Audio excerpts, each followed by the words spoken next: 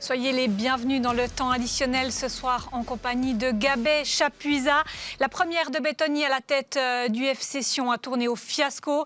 Défaite 0-4 face à Young Boys et puis Lugano s'est imposé sur sa pelouse face au FC Zurich et renoue donc avec la victoire. On est ensemble jusqu'à 23h. Gabet, quel est votre top de cette soirée? Qu'est-ce que vous retenez? Oui, le top, je dirais quand même Young Boys un petit peu meilleur que lors de ses dernières sorties. Et puis surtout les 2 goals de Rieder sur 2 actions qu'on verra tout à l'heure. Donc avec une remise de Nsame absolument sensationnelle et puis une frappe impeccable dans la lucarne. Donc oui, pour moi c'était Rieder, on connaît son talent, c'est pas une surprise. Et puis votre flop du coup? Mon flop, c'est le carton rouge de Sion, un carton rouge aussi ridicule qu'évitable et puis qui a plongé son équipe dans la difficulté. Sion était donc au Wankdorf en début de soirée avec un nouvel entraîneur à sa tête. Résumé de ce match avec Michael Bugnon. David Bettoni, nouveau coach du FC Sion, débutait sa mission ce soir au Wankdorf. Et le moins que l'on puisse dire, c'est que les Bernois ont su l'accueillir comme il se devait.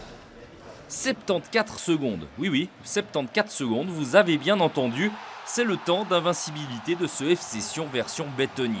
Impossible de connaître moins bon début pour le Français. Les bourreaux jaunes et noirs se nomment Christian Fasnacht et Mesha Kelia. Herzlich willkommen, Herr Bettoni. Ah bah si, en fait c'est possible de faire pire apparemment. Par exemple, en devant poursuivre la rencontre à 10 contre 11 à la suite d'un geste d'humeur et peut-être de quelques paroles mal placées à l'arbitre Monsieur Cibelli. Giovanni Sio est expulsé. Voici les explications de son rival sur cette action, Cédric Sassiguer. Je crois qu'il n'aimait pas trop que je le touchais, alors qu'on est dans le jeu de football, donc il y a des contacts. Et puis je pense qu'il voulait une ou deux fois, il voulait une faute. Et puis elle n'a pas été sifflée, il s'est énervé, du coup moi j'ai continué et puis au bout d'un moment il a pété un câble et puis voilà, il m'a donné 2-3 coups, c'était pas le seul au milieu, déjà sur le côté il m'en a donné 2 et puis voilà, au bout d'un moment l'arbitre il l'a vu et puis je pense pour moi c'est un carton rouge juste. Mais il manquait encore quelque chose pour que l'on puisse vraiment parler de première mi-temps catastrophique. Un deuxième but tout simplement. Eh bien Mesha Kelia s'en charge, la vitesse il l'a, un peu plus que Denis Yapikino en l'occurrence. Le Congolais en profite pour soigner ses statistiques. Premier doublé de la saison. Et cette fois, on peut le dire, c'était une première mi-temps catastrophique. Dommage, car Young Boys était vraiment d'un super accueil. Au point de proposer une séquence souvenir à l'ancien assistant du Real. Regardez, si je vous dis Karius, Benzema, vous voyez certainement où je veux en venir. Alors bon, c'est pas exactement pareil. Et en plus, ça se termine pas de la même manière pour Grgic. Mais ça a au moins le mérite d'offrir une occasion aux Valaisans. IB étant réglé comme une horloge ou presque, il faut attendre 76 secondes cette fois-ci pour voir la première occasion en deuxième mi-temps. Mais cette fois, pas de but, Heinz Lindner dit non, l'Autrichien repousse le ballon, mais surtout l'échéance. Car le 3-0 tombe comme un fruit mûr, Jean-Pierre Nsame rentre à la 64e et il talonne à la 65e. C'est splendide et c'est surtout une offrande pour Fabian Rieder. Le match est véritablement plié. Plié et rangé même lorsque Rieder y va lui aussi de son doublé, on vous laisse apprécier. Et oui, c'est extrêmement propre et ça conclut en beauté la soirée des hommes de Raphaël Vicky, beaucoup moins celle de David Bettoni, qui aura énormément de points à améliorer. Moi je trouve ce qu'il va falloir améliorer, c'est un petit peu notre jeu offensif, parce que voilà, on n'a pas été non plus très constructif. C'est vrai que c'est un adversaire qui est venu nous chercher très haut et c'est vrai qu'ensuite, au bout de 25 minutes, un en moins, alors qu'ils viennent vous chercher, il y a encore moins de possibilités de passe. Donc j'attends cette semaine de travail pour essayer d'apporter avec les garçons on va dire, un jeu un petit peu plus constructif. On n'a pas pu trop dédoubler avec nos latéraux en étant à 10, donc c'est un petit peu faussé. Et ensuite, il faut aussi continuer à travailler cette solidité défensive. Ce bloc équipe, cet esprit d'équipe. Voilà, on est sur le chemin, je pense qu'il ne faut pas non plus voir la soirée tout noire. Et oui, on peut noter qu'en infériorité numérique, Sion a quand même réussi à mettre un peu de danger sur la cage d'Anthony Racciopi. Mais c'est très peu, trop peu, pour espérer quelque chose dans cette rencontre. Il va falloir cravacher à tourbillon. Honnêtement, ce qui compte dans ces situations, c'est de rester unis. Parce qu'on va sortir que nous, les joueurs. C'est clair qu'on peut avoir du soutien de dehors, mais c'est nous qui sommes sur le terrain. On a un coach qui est positif, qui nous a amené des idées de jeu, surtout défensives. On a travaillé vraiment dur cette semaine. Malheureusement, on n'a pas réussi à montrer ce qu'il voulait, ce qu'il attendait de nous. On est déçus, c'était une chance de plus de faire des points. Même comme je l'ai dit, c'est toujours difficile à Berne, mais on va garder la tête haute et on va se battre jusqu'à la fin. Première ratée donc, avec quelques légers motifs de satisfaction. Le prochain rendez-vous est prévu pour samedi prochain face à Getse et peut-être dans le rôle de lanterne rouge pour le FC Sion. Ouais, très léger, Gabé, les motifs de satisfaction sur ce match. Oui, bon, moi je comprends un petit peu la déception de l'entraîneur. Hein. Tu débarques, 5e jour, tu as un match important chez le leader, et puis tout le plan que tu as préparé, ça tombe à l'eau après 64 secondes, et puis c'est carrément à la rue quand Sio perd les pédales, et puis ton équipe doit jouer à 10. Donc c'est vrai que les événements n'ont pas souri au nouvel entraîneur. Revoyons justement cette expulsion, ce geste d'humeur de Giovanni Sio qui sera finalement le tournant du match. Sio qui fait ce geste sur Zesiger. Le rouge, il semble sévère quand on voit ça. Il y a sûrement eu des paroles, il y a sûrement eu quelque chose de plus. Bon, moi, sur les images, comme je dis, on a les images, mais pas de son. C'est vrai que Zesiger, il l'a amorcé. Hein, ils sont cherchés. Il y a eu 3-4 poussées. Voilà, moi, j'étais surpris parce que rien que sur les images que j'ai vues, je ne pense pas que ça méritait vraiment rouge. Donc, après, c'est l'appréciation de l'arbitre. Donc, je ne connais pas si éventuellement Sio aurait fait une remarque désagréable à l'arbitre. Surtout que Sio n'est pas habitué au carton rouge. Sa deuxième expulsion en Super League, c'était donc ce soir. La première avait eu lieu en octobre 2003. C'était en 2013. 2003, moi j'aurais dit. Non. Mais on va chercher ça. Non, parce que 2013, alors, ok, je vous crois. 2013 avec Bâle. Quand il était à Bâle. 2013 avec Bâle. Oui. Donc il n'est pas coutumier de ce genre de fait. Absolument pas, ça ne lui correspond pas. Là, bon, il a perdu un petit peu les pédales. C'est vrai qu'il était amorcé par Zesiger, qu'il l'a pas, comme on dit, il a profité, il a senti qu'il était un petit peu sur les nerfs, et puis ça a marché. C'est comme ça le foot, hein, ma foi. Il faut avoir les nerfs solides. Puis vous nous avez parlé tout à l'heure, Gabé, de votre top. On va le revoir, c'est le 3e but, le 3-0 pour Young Boys, inscrit par Rieder. Sur le côté gauche, avec Lauper, Nsame avec cette passe magnifique, et puis la frappe puissante croisée de Rieder. Talonnade, on dirait une magère pour Rieder. Et puis Rieder, on connaît son pied gauche, là, il a laissé aucune chance à Rieder. Non, quand on voit des actions comme ça, c'est pour ça c'est pour quand on se lève le matin puis qu'on se réjouit de voir le match le soir. Bon, finalement, un Sion sans victoire depuis 13 journées. Ça fait quand même pas mal. Oui, je crois que c'était le 15 octobre. Non, c'est inquiétant, c'est vrai. C'est dommage parce que l'équipe était partie sur une bonne base. Hein. Je vous rappelle qu'ils avaient 8 matchs, 14 points. Après, gentiment, il est arrivé Balotelli dans le jeu. Ça s'est un petit peu gâté. Je ne veux pas accuser Balotelli. C'est une simple remarque et un constat. Et puis, c'est vrai que là, après, voilà, le dernier match, 7-2 contre Saint-Gall à la maison. Ça coûtait la place à Tramanzani, un nouvel entraîneur. 7 matchs, 3 points, c'est vrai, un bilan catastrophique, voilà. Christian a essayé de faire un petit intérim. Bon, il a quand même fait un petit point, mais avec je vous rappelle, une non-qualification coupe. Et puis voilà, un nouvel entraîneur, un entraîneur surprise, c'est vrai que quand on regarde son CV. Et puis, le pauvre débarque, et puis tout va de travers, on peut dire, dès la première minute de jeu. On parle souvent d'électrochoc avec un nouvel entraîneur. Là, clairement, il n'y a pas eu, mais il y a aussi eu les circonstances du match, avec ce but rapidement. L'expulsion, on est quand même indulgent par rapport au travail que peut effectuer Bettoni. On va quand même lui laisser un petit peu de temps. Comme j'ai dit, il a repris mardi l'équipe. Et puis, comme j'ai dit, les événements étaient contraires. Tout était de travers. Voilà. Mais c'est pas trop grave de perdre à Berne. Non, pas du tout. Je ne veux pas dire que c'est des défaites qui font du bien, non, bien au contraire. Non, oui, il faudra être prêt. C'est samedi prochain c'est à ça, 20h30. c'est le vrai test. Quand tu vas recevoir Getse, ça sera un match à 6 points avec un Getse qui a peut-être la chance de faire des points demain contre Winterthur, mais qui est aussi en difficulté. Donc là, samedi prochain, c'est défaite interdite. De son côté, Young Boys va mieux. Young Boys restait sur 3 matchs nuls. Et puis finalement, ce soir, Young Boys consolide encore un peu davantage sa place de leader. Oui, c'est vrai qu'ils ont aussi profité des circonstances, mais c'est vrai qu'ils ont commencé le match très fort, ils ont marqué d'entrée, ils ont été dominants.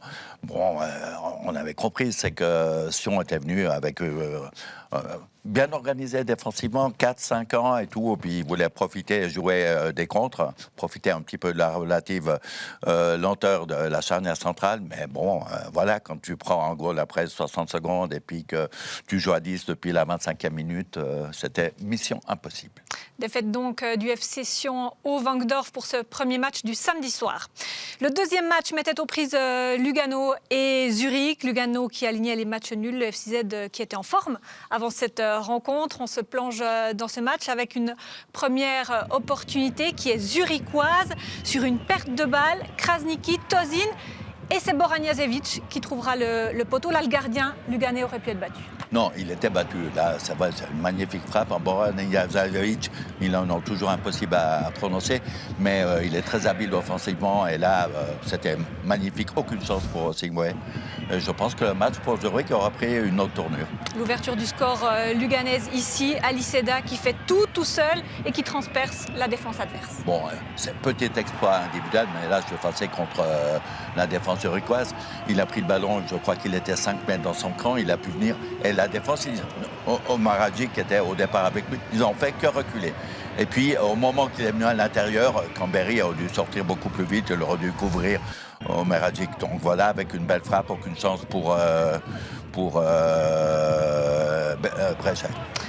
Dans les arrêts de jeu, le 2-0 avec une action bien construite, débordement de Maciek sur le côté droit et c'est Sabatini qui marque le 2-0. Ça, c'est les vraies actions de foot avec au départ un magnifique ballon de Doumbia, Aliti qui oublie Maciek dans son dos et puis ballon laissé pour Sabatini, l'expérience, non, mais voilà.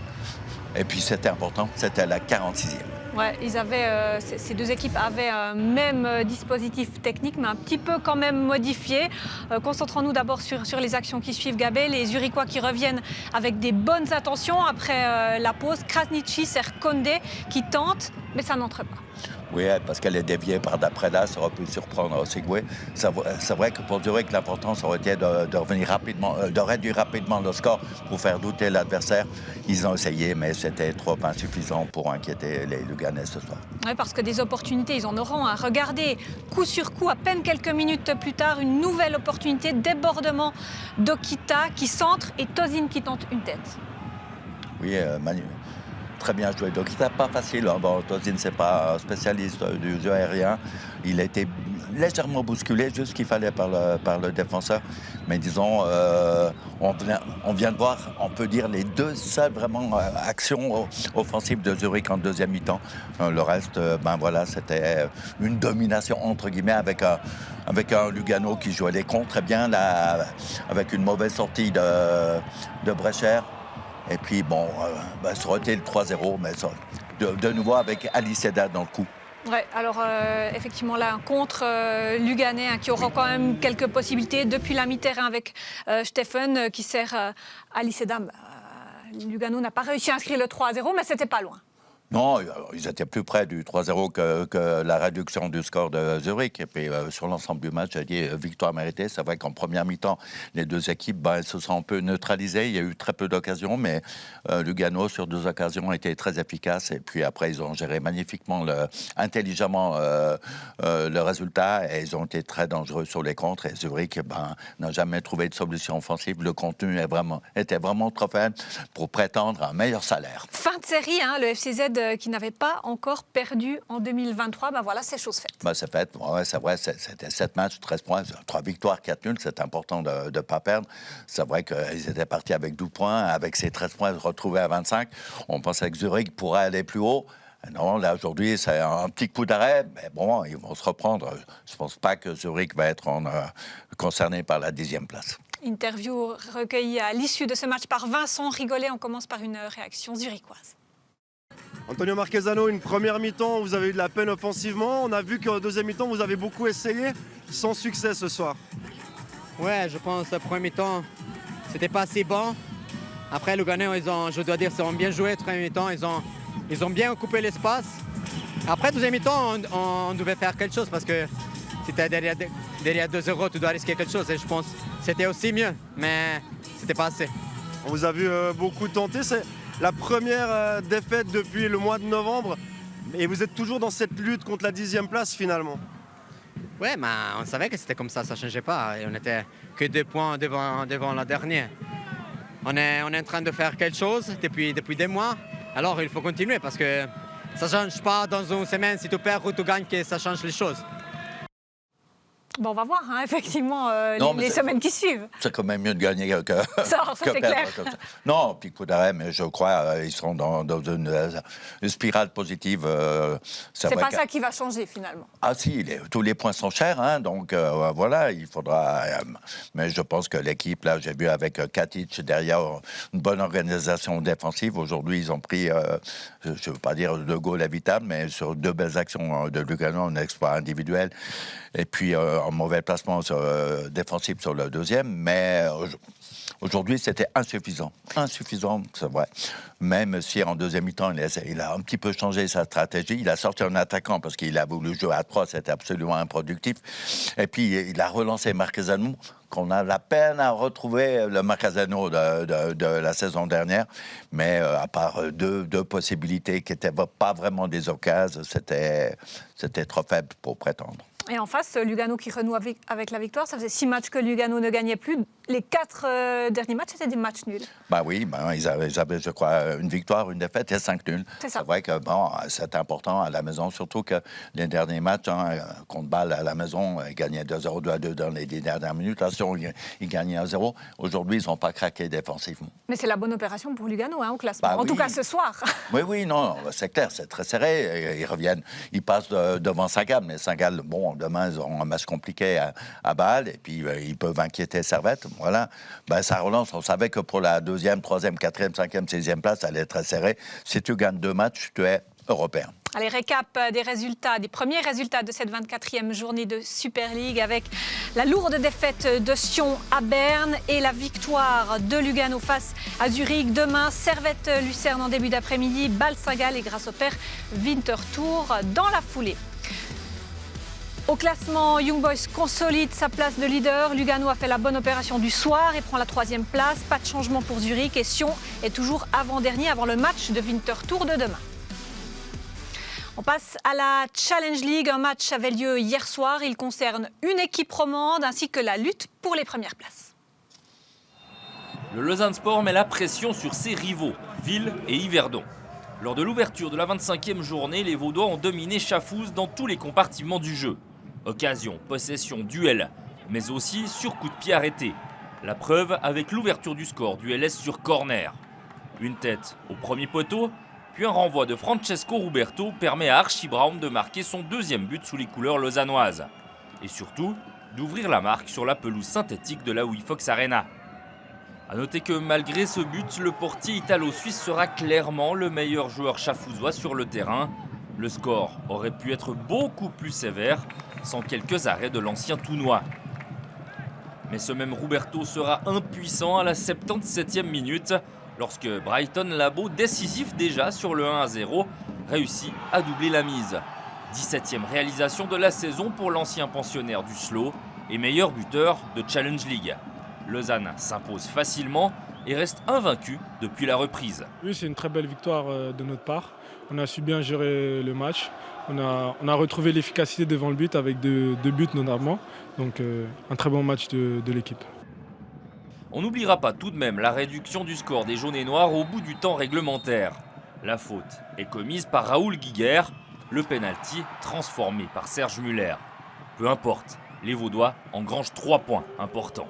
Le championnat il est très serré. et de jouer avant eux et de pouvoir confirmer notre belle série, comme vous le dites. Ça permet d'accentuer la pression et de dire qu'on va se battre jusqu'au bout. Grâce à cette victoire, le LS reste Gabet en course pour la première place. Non, tant mieux. Hein.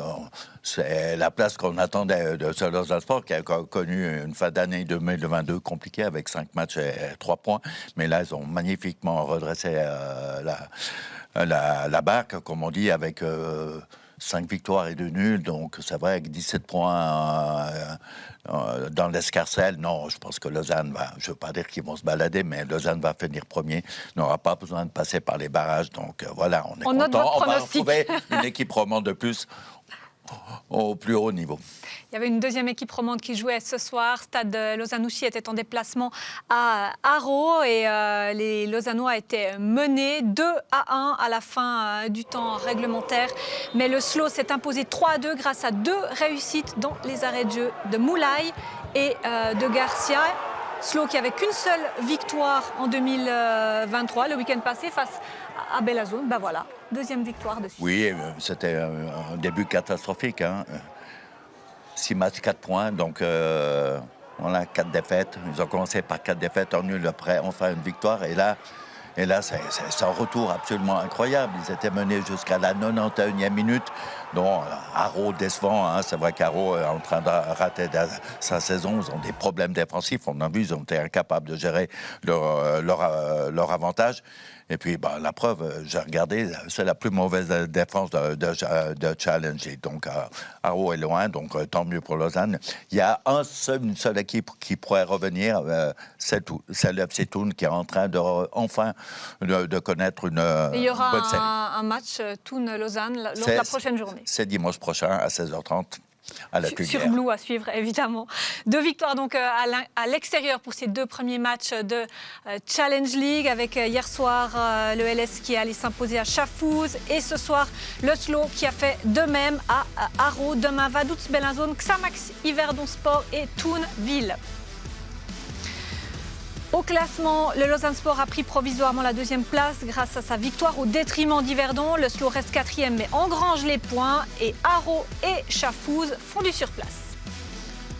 Rendez-vous demain avec la suite et la fin de la 24e journée de Super League. Ici même, à 14h, rendez-vous avec Michael Bugnon, avec Servette Lucerne pour le premier match. Et puis la suite dans la foulée. Merci beaucoup, Gabet, de m'avoir accompagné ce soir. C'était un plaisir.